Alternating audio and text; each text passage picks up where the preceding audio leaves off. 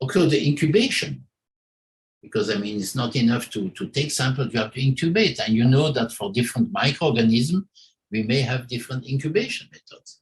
So that means if you have, let's say, coli, you want to specific look at coli, when you use a special media, and this one is an incubator 44 degrees, which maybe you do not have. Because generally you say, okay, your incubators are 25 and 37 degrees. And of course, if I have incubators and they are adapted to my microorganism, I must have a record, that means temperature recording, and I must have an alarm, because otherwise, if let's say electricity breaks down and the heat goes off, I mean, my bacteria will not grow and I will never know if I have a contamination.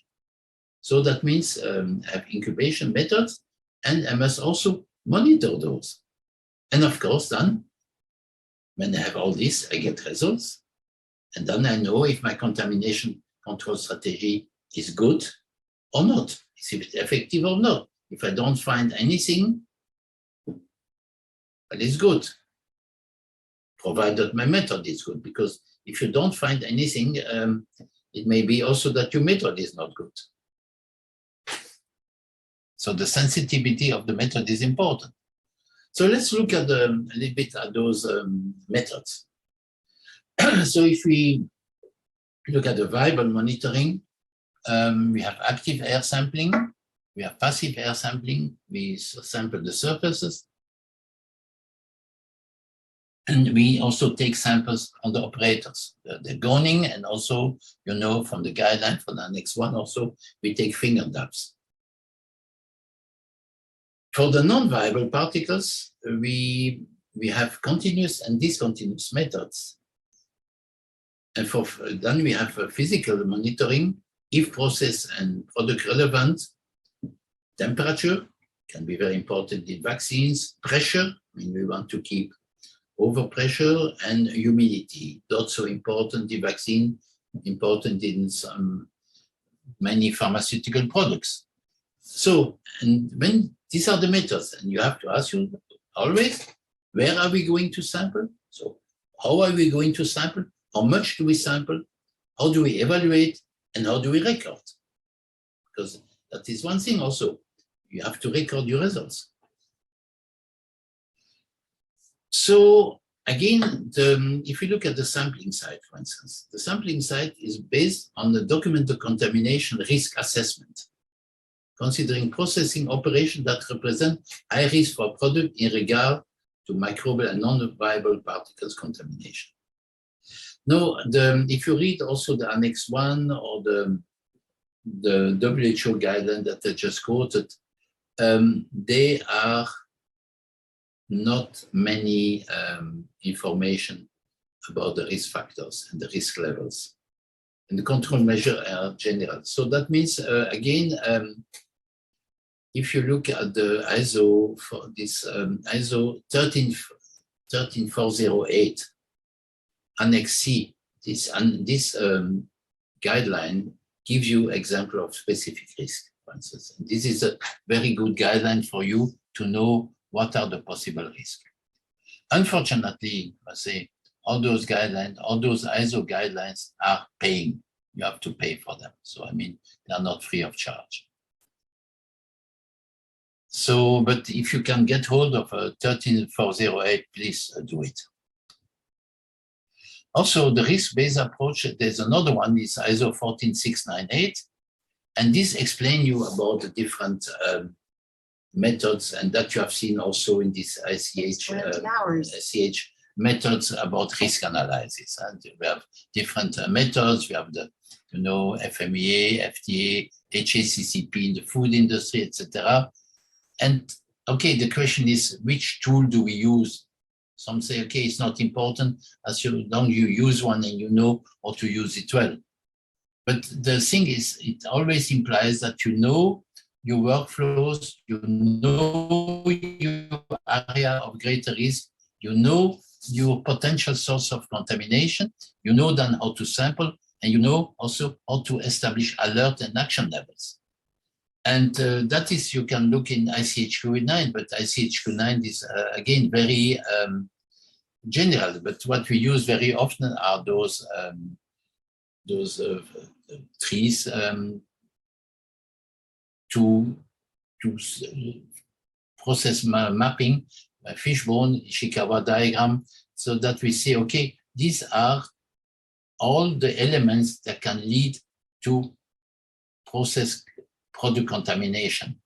And if you know those elements, I mean, and that is something that every factory should have for all its processes, then when something happens, you don't have to go from zero again. You know these are the factors, and then you can start examining every factor and say, okay, where could it have happened? So this process mapping is very important. So if you see a typical aseptic process, the last part, form, fill, and seal, you see, and you have raw material weighing, dissolution, then in class C, then you are here in AB, etc. This is a classical process. And then, okay, you have to say, okay, where is a danger? Where is a danger here? What is the danger to my aseptic chain? If, let's say, from the sterile filtration, I transfer to storage vessel, how do I do it? It's a closed system. How do I make connection? And then how do I transfer my goods from my storage vessel to my aseptic filling machine?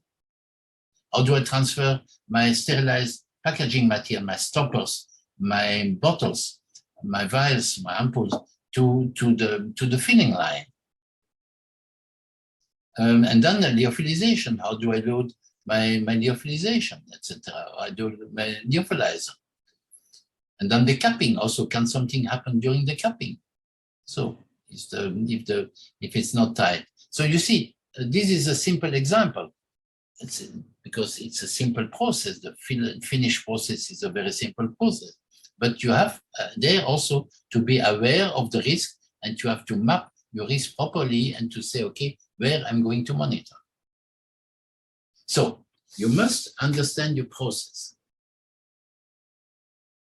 And of course, you learn from the past. I mean, unless you have a new factory, but then you know from your experience what has happened in the past. What are my historical data? You can also make smoke studies, for instance, if you don't know how the air is flowing in your company. So you must understand by the smoke studies, you can understand if, let's say, danger zone where I work is a danger. If I work in a clean bench, can air flow in and contaminate, or is my clean bench sufficiently protected? So I have to define my critical areas. Where is the critical area? Where can something happen to my product? That means this is on a critical sample location. If it's a critical area, it's a critical sample location. Then the sampling methods. And we have volumetric air samplers, or we have RMMs, or we have manual collection. Then is the method that I have is portable. Do I use a portable particle sampler? Is it continuous? Is it remote? Can I control it from outside of my room? And the frequency of my sampling. So that's how are my sampling methods. And then the sample location. Because also, don't forget, all those machines, filling machines, it's all very tight, and then you have to have enough space. You have to have space to put your probes, your environmental probe, your petri dishes, etc. You have to have access to maintain, because when you put a petri dish, indeed you leave it for 4 hours, but your filling takes 7 or 8 hours. You have to close one, open another one. You have to have accessibility for maintenance, for changing your petri dishes. Then that means you can have an interaction of personnel and material flows there, because you must open your wraps maybe. And also possibility of potential contamination. Air drawn out of inspection area, for example. I will show you that. So the strategy, and we come always back to this monitoring strategy, you have to propose it. It's not defined by the Annex 1. Annex 1 tells you, okay, these are the elements, we saw that at the beginning, but it depends on your process, on your product, what you are going to do. So that means you cannot say, well, the annex say, no, maybe you need something more, which is not mentioned there. It's not an exhaustive list. Don't take it as an exhaustive list. So the point monitoring in each classified zone should be clearly linked to the particular process and activities. They should take into account risk factors, such as duration of the filling, number of breaks, team changeover, etc. They should focus on points where the interventions, open containers, where open containers are present for significant periods. And let's say take the turntable in front of the filling machine. The container is open for a long time. If you have contamination there, it will spread to most of the containers. So that means the company will prepare SOPs, and the company must justify the sample location and the sample volumes. It must justify the frequencies for each monitoring point and the alert and action limits. And you must also periodic reappraisal of your sampling plan. Because if something happens and you still find things, that means maybe your sampling plan is not good enough. And I would like to say quickly a word about alert and action limits. It's something we hear very often. You know, you can have, let's say, 100 CFU per milliliter in a water system. So people very often, they say, well, my alert limit I put 50 and my action limit I put at 80. So I'm still below the 100 limit, which is defined by the pharmacopoeia. And this is wrong. This is wrong because, in fact, your alert and action limit should be based on effective values. So let's say if you have a water system, you have always, let's say, between 0 and 10 microorganisms. Well, you put your alert maybe at 15 or 20, and you action at 40. You don't wait until you are 80 or 100.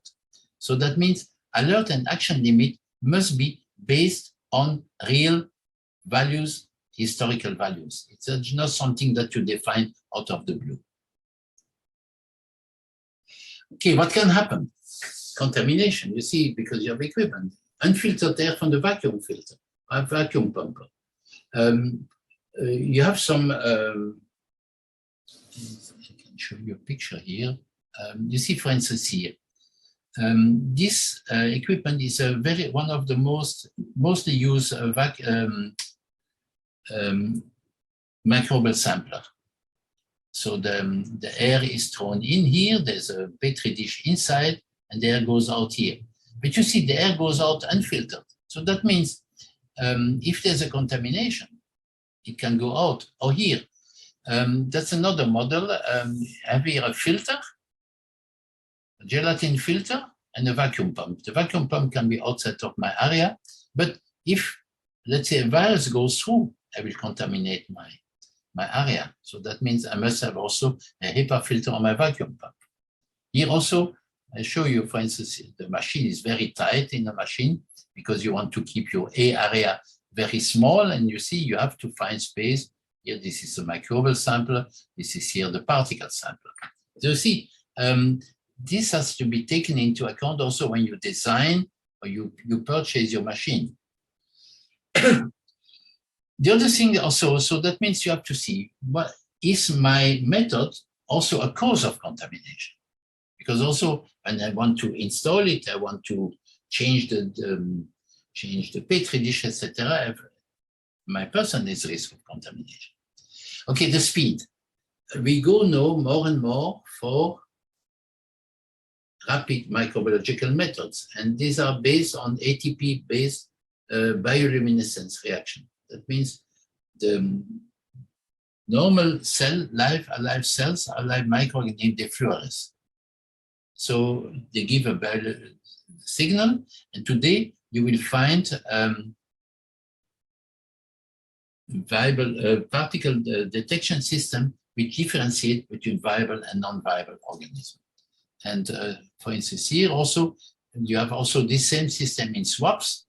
You can have swabs, you swab, and then afterward you read here, and then you see immediately if you have a live microorganism or not. Okay, the data integrity also. That's another point. You see, we speak very often about data integrity.